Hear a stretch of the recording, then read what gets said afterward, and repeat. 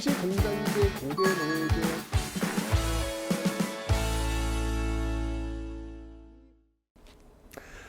네, 안녕하세요 여러분들. 역사는 최석. 네, 그런 말이 있더군요. 좋은 스승은 학생이 해야 될 일을 대신 해주는 사람이 아니라 학생이 해야 될 일을 보여주는, 그러니까 스스로 할 수 있도록 그런 방법들을 보여주고 제시해주는 스승이 제일 좋은 스승이다라는 이야기를 제가 읽었습니다. 그런 것 같아요. 단순하게 어떤 문제를 풀고 문제를 해결하는 이런 어떤 답을 알려주는 어떤 그런 거에 그치는 것이 아니라, 역사를 여러분들 공부하시는 거잖아요. 그죠? 역사의 본질은, 그래요. 우리 한국사 능력검정시험 자격증을 따는 것도 중요하지만 역사의 본질, 사람을 만나는 인문학으로서의 그 본질을 여러분들이 이 강의를 통해서 조금이나마 느낄 수 있도록 해주는 것, 그게 좋은 역사 강사의 역할이 아닐까라고 저는 스스로 생각을 합니다.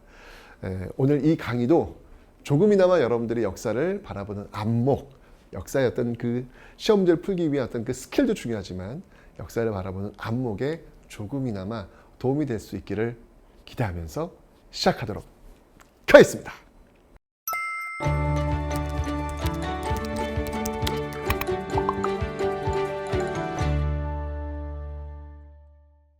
사실 이제 경제하고 사회 파트는요, 늘 얘기했지만 한국사 능력검정시험에서 그렇게 많이 다루는 부분은 아닙니다. 너무 걱정하지 마세요. 특히 조선 전기는 더더군다나 그래요. 시험 문제에 나오는 파트가 있다면 조선 후기 파트가 나올 겁니다. 자, 한번 어떻게 돌아가는지 시스템 정도만 기억하시면 될 것 같아요. 자, 먼저 토지 제도와 조세 제도입니다. 이 토지 제도라고 하는 것은 어떤 의미냐면은 관리들이 국가를 위해서 일을 했을 때 그에 대한 대가를 받아야 될 거 아니에요. 그런데 옛날 전근대 시대에는 그 대가를 뭘로 받았다? 토지를 받았다. 그 이야기 하는 거예요. 그러니까 쉽게 얘기하면 토지 제도 이 파트의 의미는 전근대 공무원들은 어떻게 돈을 받았을까요? 공무원 월급은 무엇일까요? 이거예요, 이거. 여기쯤에 수조권, 세금을 거둘 수 있는 권리, 그 토지 소유권을 주는 것이 아니라 그 토지에 세금을 거둘 수 있는 권리를 준다라고 설명드렸습니다. 그래서 뭐 신문왕, 고대 통일신라 신문왕 때는 뭐 관료전과 노급이 있었고 고려 시대는 전식과가 있다 그랬잖아요. 조선은 이제 과전법이 있는 거예요. 물론 이제 고려 말 공양왕 때 시작이 되었었죠. 신진사대부들이 권력을 장악하는 과정 속에서 시행된 게 과전법이라고 설명드렸습니다. 바로 위화도회군 과전법 조선 건국으로 이어지는 그 과정을 기억하시라고 설명드렸죠. 자, 이 과전법의 특징은 뭐냐면요, 전직과 현직 모두에게 지급된다는 거예요. 물론 경기도에 한해서 지급되고 있었습니다.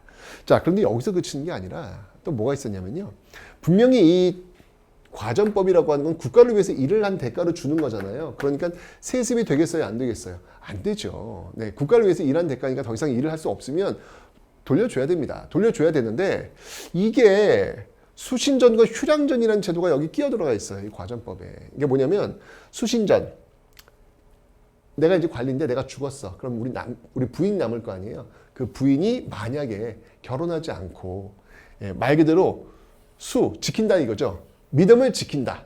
믿음을 지키기 위해서 주는 토지란 얘기예요. 생계를 유지해야 될 거 아닙니까? 그럼 내가 받았던 이 과전을 부인한테 주는 거지. 그럼 그 부인이 계속 거기서 세금을 걷는 거지. 이러면 일종의 세습이 되는 거잖아요, 부인한테. 또 휴량전은 뭐냐면 내가 죽었어. 그럼 우리 자식들이 또 일정한 나이가 될 때까지 내 과전을 물려받는 거예요. 아니, 내가 죽었으면 국가에 돌려줘야 되는데 돌려주지 못하고 계속해서 자식들과 부인들한테 이게 연결이 되고 있는 것이죠. 자, 이렇게 세습이 되어버리니, 자, 보세요. 시간이 지나가면서 어떤 일이 벌어질까? 아니, 새로운 관리들은 들어올 텐데 점점 이런 식이 되면 당연히 토지는 부족해질 수밖에 없는 거예요. 그래서 이 문제를 해결해야 될 거 아닙니까? 이 문제를 해결하기 위해서 만든 게 바로 배웠어요, 우리 아빠. 세조 때 직전법이다 라고 우리가 배웠습니다. 직전법은 뭐냐면요, 말 그대로 현직에게만 주는 겁니다. 그리고 수신전과 휴량전은 없애버린 거예요. 네, 그래서 토지 부족 문제를 해결하기 위해서 세조 때 직전법을 시행하고 있다. 그러니까 내가 일할 때만 국가로부터 세금을 받는 것이죠. 토지를 받는 것이죠. 네, 이렇게 직전법. 이제 성종 때 오면 이게 관수 관급제. 이게 무슨 문제가 있냐면, 내가 관리야. 내가 퇴직하면 받을 수가 없어. 그러면 어떤 일이 벌어지냐면 내가 현직에 있을 때 더 많이 뜯어가려고 한단 말이에요. 그럼 농민들은 더 힘들어지겠죠. 그래서 국가에서는 이제 이거를 막기 위해서 내가 받아야 될, 농민들로부터 받아야 될 세금을 국가가 대신 받는 거예요.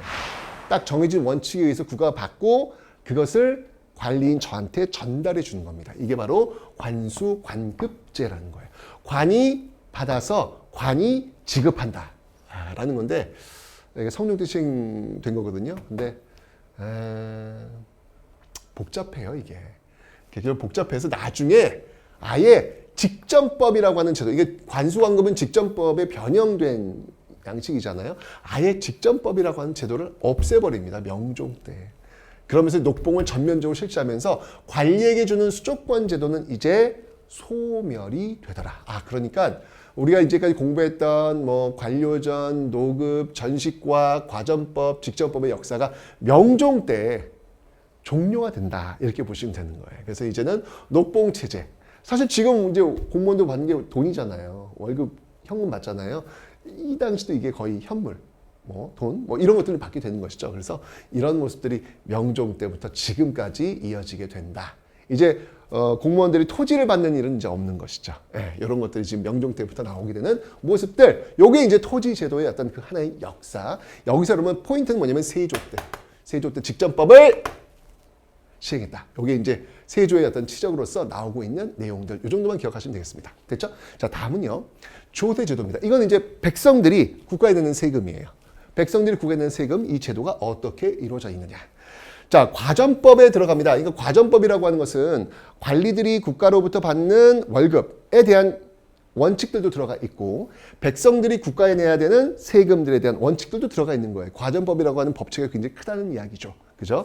자, 그 과전법, 그 내용을 살펴보니까 10분의 1세, 대략적으로 10분의 1세였다는 이야기예요. 내가 생산량의 한 10분의 1 정도를 내는 건 이제 맥시멈이 30도까지, 1결당 30도까지 내는 어떤 그런 시스템이었다. 그런데 세종 때가 되면 이게 공법 시스템으로 바뀝니다. 이 공법이 뭐냐면 전분육등법, 연분구등법이라는 건데 쉽게 얘기하면 세종은요, 이 공법은 세금을 거두는 기준을 좀 더 세분화시킨 거예요. 그러니까 토지의 비옥도를 따라서 6등급으로 나눴고 그 해의 풍용에 따라서 또 9등급으로 나눈 거예요. 그러니까 경우의 수가 몇 개가 나와요? 6, 9, 54가 나올 수 있겠죠. 그래서 세분화시켜가지고 좀 더 세금을 합리적으로 거두겠다라고 하는 방식에서 이 공법이라고 하는 것들을 시행하고 있더라. 근데 결과적으로 과전법에서 공법으로 넘어오면서 세금을 거두는 양은 좀 줄어들었습니다. 여기서 맥시멈이 30도라고 그랬잖아요. 공법에서는 20도예요. 그러니까 어쨌거나 줄어들었잖아요. 그죠? 근데 이게 줄어들었다고 해서 여러분들이 세금 양이 그럼 줄어든 거야? 그건 아니에요. 왜냐면 토지의 비옥도, 토지의 생산력은 올라갈 수 있기 때문에 오히려 세금의 총량은 더 많아질 수도 있는 것입니다. 자, 뭐 그런 것까지 들어갈 필요는 없고요. 어쨌든 과전법에서 공법, 세종 때 전분육등법, 연분구등법이 실시되었다. 요거 세종의 지적으로 또 시험에 잘 나오거든요. 꼭 기억을 해 놓으시면 되겠습니다. 그러다가 이게 복잡해서 16세기 오면서요. 그냥 최저세율, 관행적으로 최저세율로 가고 있다. 요 정도만 여러분들이 기억하면 끝! 오케이? 좋습니다. 다음 겁니다. 자, 경제에서는요, 뭐 기본적으로 조선은 농업의 국가입니다. 그래서 중농 억상 정책, 농업을 중시하고 상업을 억제하는 어떤 그런 모습으로 갔더라. 지금 보시니까 여러분들 요 지대는 어떤 걸 의미하는 거냐면요, 지대는 그러니까 조세는 우리가 공부했으니까 조세는 이제 생산량의 일부를 국가에 내는 그런 시스템을 얘기하는 거고, 지대는 뭐냐면 땅이 없는, 토지가 없는 사람들은 국가에 세금을 낼 필요 없잖아요. 그죠? 그 사람들은 토지가 있는 지주들에게 땅을 빌려가지고 그 대가를 지불하겠죠. 그걸 지대라고 하는 거예요. 지대. 지대를 보면은 일반적으로 2분의 1 타조법입니다. 타작한 다음, 그러니까 가을에 수확량이 나올 거 아니에요. 100가만 생산했어. 그러면 반만 나누는 거예요. 50가만 지주 거, 50가만 내 거. 이런 식으로 타조법, 병작 반수 같은 말입니다. 이런 걸로 지금 했다. 그러니까 지대는 어떻게 보면 세금은 아니죠.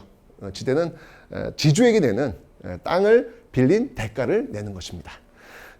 조세라고 하는 게 세금이었고요. 그 다음에 공납가 여기 있습니다. 공납은요, 다 배운 거야. 특산물을 내는 겁니다. 집집마다 내는 특산물. 그 역은 노동력을 제공하는 겁니다. 군대를 간다거나 또는 요역은 뭐냐면 뭐 성쌓기, 뭐 이런 노동력을 제공하는 어떤 그런 국가 일 있잖아요. 거기에 제공하는 게 요역인데 이게 한 전쟁이 없어요. 조선 초기 1392년 조선이 건국되고 1592년 임진왜란이 벌어질 때까지 큰 전쟁이 없어요. 그러다 보니까 군대를 갔는데 노동일을 괜히 그냥 저 벽돌 쌓기, 길 닦기 뭐 이런 데 동원되는 거야. 전쟁이 없다 보니까. 그러다 보니까 군역의 요역화 현상이 벌어지면서 굉장히 힘들어지는 이런 모습을 보여지면서 어떻게든 군대를 빠지려고 하는 이런 일들이 나타나더라. 여기 지금 보여지고 있는 겁니다. 그래서 16세기 오면 여러분들 특히 공납이 내기가 굉장히 힘들어요. 그러니까 왜냐하면 예를 들면 그 공납에서 그 제주도의 그 특산물이 뭐냐면 귤이야. 그럼 귤이 너무 귀해. 그럼 그 귤이 요만큼 콩으로 열릴 때 이걸 다 세요. 근데 제주도는 비도 많고 바람도 많잖아. 떨어질 수 있잖아.